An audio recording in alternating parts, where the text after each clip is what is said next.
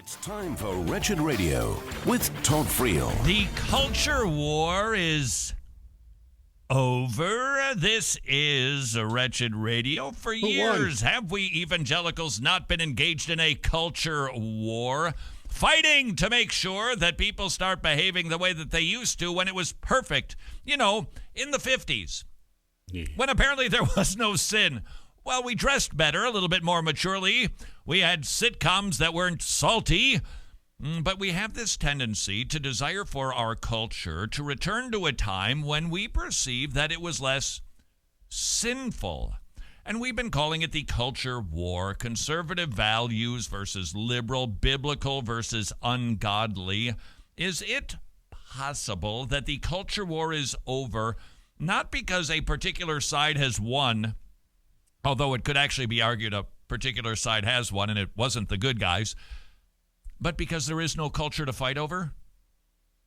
What is a culture? We've all used the term, haven't we? This is a culture war. All right, what is a culture? And I fear that many of our definitions have included a return to happy days. That's when Father Knows Best was on. Look at how much... all of this sin wasn't going on. Well, I grant you that a lot of the external sinning that we see today, the celebration of sin, the flying of flags that are like a fist shake to God, I get that. Human hearts were no less depraved.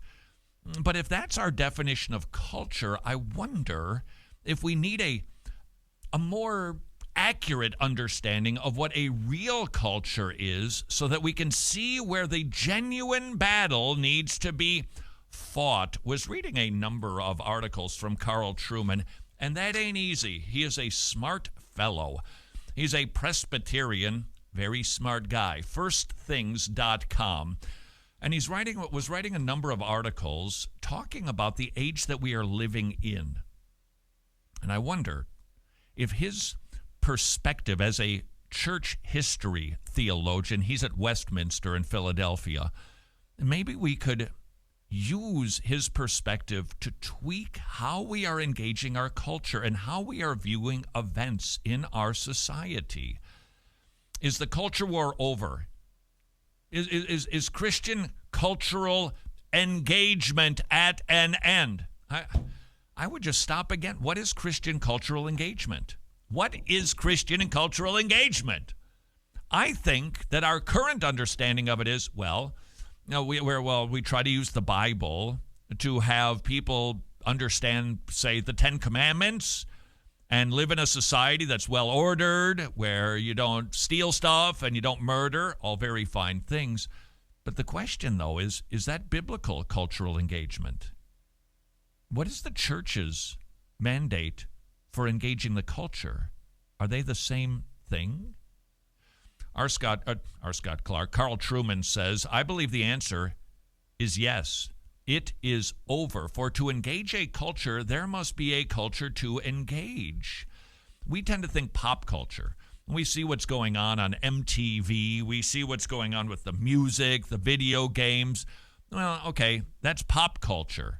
The latest Taylor Swift album, that's pop culture. What Lady Gaga is up to, what the current movie is, that's not culture. That's pop culture. What is culture? If we define it as the elaborate structures and materials built into the very fabric of society for the refinement and transmission of its beliefs and its forms of life from generation to generation, hang in there, he's heady, connecting past, present, and future, then we don't have a culture. None at all.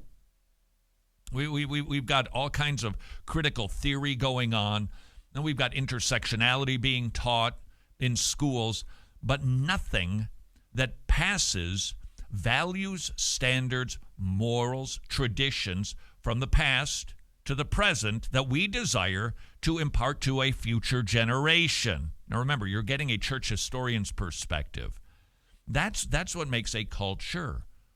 The things that define who we are. Family, that's a cultural issue.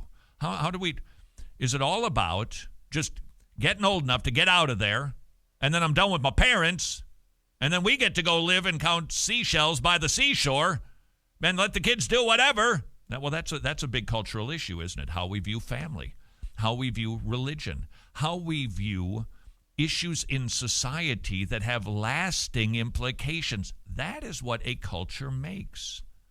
From elite critical theory, this is Carl Trueman, in the lecture theaters of the Ivy Leagues to the rampant epidemic of pornography on so many computer screens, we live in a world that seeks to detach and isolate the present from any accountability to past or future. So we don't really have much of a culture. We live in a world where refusing a man the right to expose himself in a woman's toilet is enough to risk your city losing the right to host a football game. Anti-culture, the wholesale repudiation of the past and its institutions, and interdicts, and a devil-may-care attitude to the future. So he says we're living in a time where it is just now, Daddy-o, just now. Just give me self-gratification. That's all I want. I want pleasure. I want nothing but pleasure. And pleasure, by the way, not just kicking my feet up, having a brewski, watching the game. It's devolved into sexual pleasure, has it not? And isn't that... And we should have known. I didn't know. We should have known. I did not think that our cultural downfall would be over the sexual issues that we're seeing, but we should have known it from Romans 1. And that's the ultimate aim, isn't it? I just want to have sexual pleasure any way that I define it. I don't care. Just leave me alone. Stay out of my mess. I want mine. I want the way that I can get it, and I don't care because we're living in an anti-culture. We're not in a culture. We're living in an anti-culture. We're not connected to anything. Those Neanderthals, those knuckleheads. What? When kids study history, what are they learning? How bad those people were. That's not studying history. That's a lens. For what reason? To detach us from history. Well, what attitude do we have that cultivates a care for the future other than let's save the forests? Generational stuff. This is why I believe that we have so many kids that are abandoned, even when there's two parents at home, that we've got so many kids who are just plopped into daycare. Me. That's our culture. That's our society. Me. I don't care about the kids. Me. And that's the song that our culture has been singing for how long? Self-esteem movement, love self. The sermon that I heard from John Street on Sunday, he was talking about one of his students who does some sub work in public schools. And I think he went into a class, and I don't know if it was elementary, junior high, didn't make any difference. And here was the question for the kids to answer. You are a salesperson, and your product is you. Give 5 reasons why people should purchase you. Oh, I can do that. Oh, in other words, sing about all of your great attributes. What makes you so wonderful? What is that? That's the self-love movement. Now that gets cultivated throughout our lives. Seek your happiness. Seek what brings you pleasure. Okay, I think I'd like some kids, but I'd also like to make a lot of money and have finer wine. So your kids don't come first. You do. That's our society. That is our culture. Carl Trueman, Christians need to wake up to this. We have no culture to engage, let alone transform.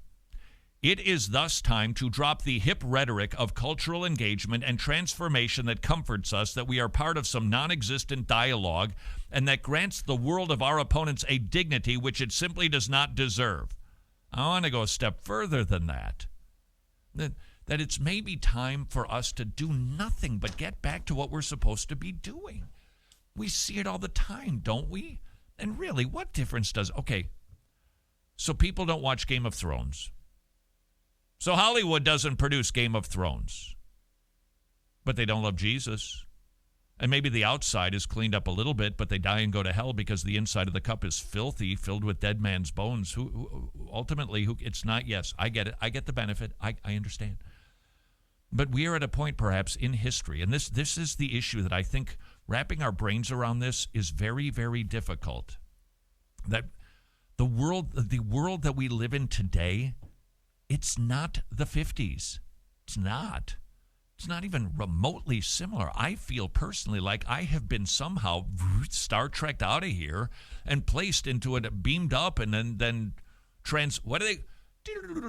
Scotty. Transported. That's the one right there, transported. to another time and place. And so now maybe it would be a good season for us to say, what have we been doing? What have we been trying to accomplish in our culture, which now doesn't even exist when we understand the difference between pop culture and actual culture? Now, what is the mission of the Christian and what is the role of the church? Is it to clean up thug music?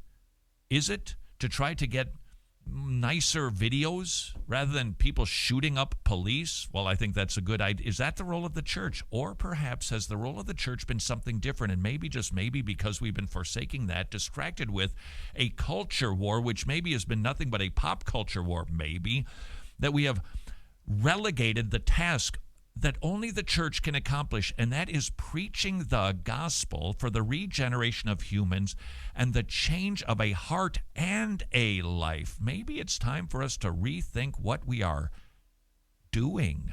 This is Wretched Radio. Wretched. We're hip.